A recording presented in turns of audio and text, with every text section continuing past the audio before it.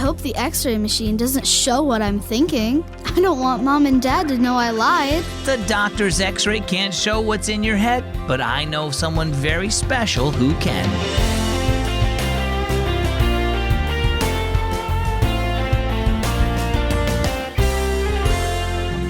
Guess what? You're listening to Keys for Kids, and my name is Zach. Let's get started. Have you ever had an x-ray taken at the doctor? An x-ray machine is like a camera that takes pictures of your insides. How cool is that? So if you have a broken bone, your doctor can see how to fix it. But while an x-ray can't see what you're thinking, God certainly can. He knows what you're thinking, and He knows how you feel. 1 Chronicles 28:9 says, "The Lord sees every heart and knows every plan and thought." Now, for our story, it's called Head X-ray. Jeremiah sat in Dr. Smith's examination room, his head pounding.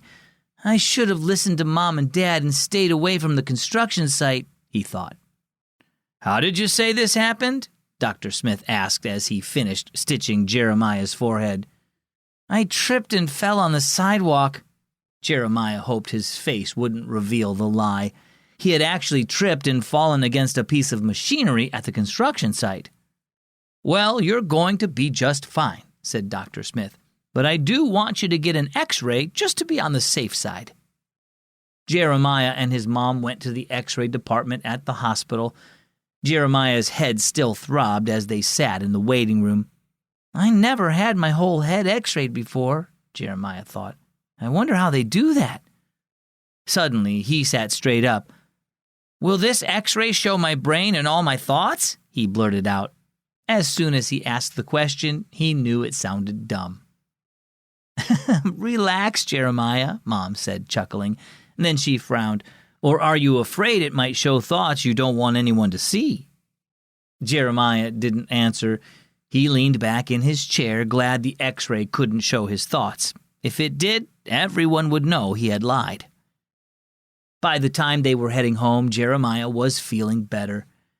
"Your question back at the hospital reminds me of something," said Mom. "We should never forget that God sees all our thoughts just like you imagined the x-ray machine might show yours. There's nothing we can hide from Him."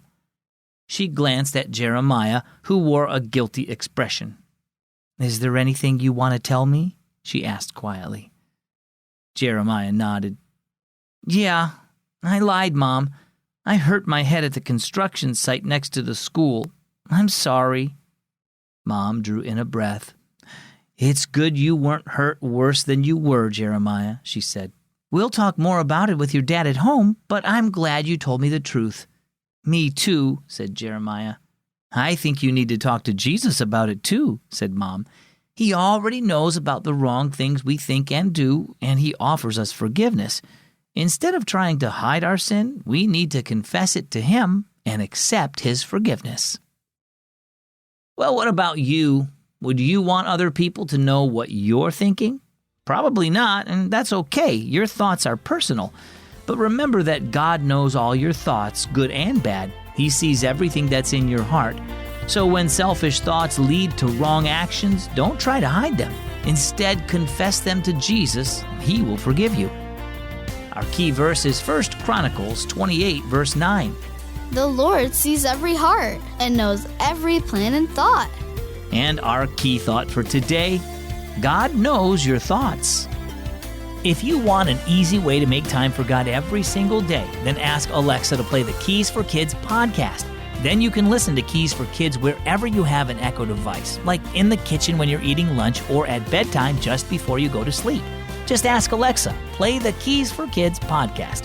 I'm Zach with Keys for Kids.